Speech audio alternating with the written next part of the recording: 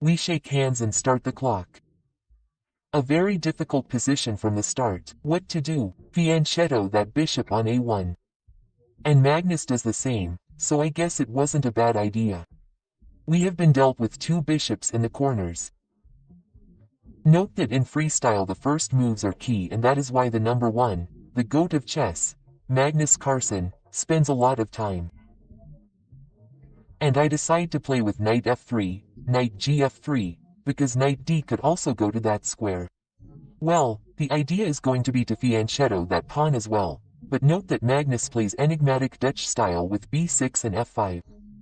I am going to play g3, knight gf6 on the Norwegian side, and here, well, there are many possible plans, but I choose to play with c4 English style, and we are really going to end up with a position similar to an English one against a Dutch one, because the bishops are not really that different. Of course, there are some differences as we will see during the game. I play with d3 very solidly, and now Magnus, after thinking about it a bit, decides to play d6, which really weakens those squares and has the idea h. That's why, after thinking about it, I found the best move according to the analysis modules, which will surely surprise many of you, because I just made the move d3, and after the move d6 I'm going to play d4, moving the same pawn twice. And you'll say, King, but didn't you know that the pawn can advance two squares if it's the first time you've moved it? Well, yes, I knew that, but in this case, after d6 I want to play d4 and then play d5 at some point, and that's why after thinking about it a bit I'm playing d4. Now Magnus has to choose a plan. We'll probably castle short. As you know, in freestyle we can castle short or long. Castling is exactly the same, except that the king and the rook are in different positions. Of course, we have to remove all the pieces in the middle to be able to castle. That's why I'm going to play with bishop g2, with the knight towards the center, as I'm now going to do with knight a3. Then I'll remove the bishop and then I'll be able to castle short. Magnus is going to do the same. He's going to move his knights towards the center. Now he does have square e4, like in the enigmatic Dutch, but the analysis engines like the white position. Therefore, I'm not doing badly at all in this freestyle, which is really complicated. I find it very difficult to understand. Look how I've castled in this position. Magnus plays with the knight towards the center, and now he'll be able to castle short. He could also castle long, but it seems quite risky to me. That's why in this position the engines already give an advantage of 1 point with the move knight f1 and playing with f3. It really makes a lot of sense. I had a very good position, but nevertheless I decided to move my bishop from a1, which was unnecessary, but I had to move something because we no longer had a minute and a half left for each of us, and the game, remember, is without increment. This means that if there is no checkmate on the board, the most important thing will be time, because whoever drops the flag, that is, whoever runs out of time, will lose the game in short castle by Magnus Carlsen.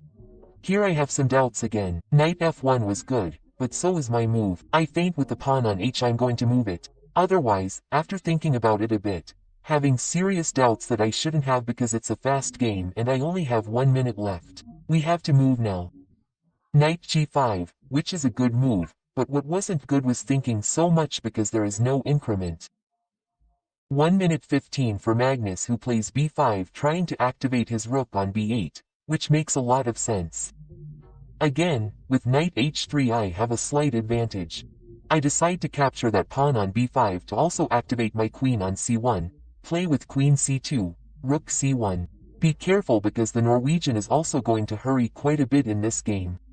1 minute for Carlsen, 53 seconds for me. Rook for b5 for the Norwegian. We are playing very calmly so as not to increase. Here I have many doubts again.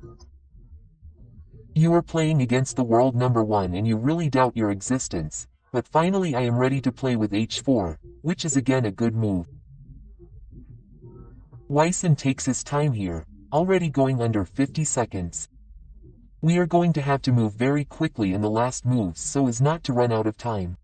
Here 41 seconds for me, 39 seconds already for the Norwegian. Queen c2. We have to move very quickly. We have to speed up no matter what. I already knew that. That's why I play with queen c2. Capture on g5. I recapture with the pawn. With what? With the bishop h on g5, and now knight e4. I was wondering whether to put the intermediate bishop on a8. Knight e4 by the Norwegian attacking the pawn on g5.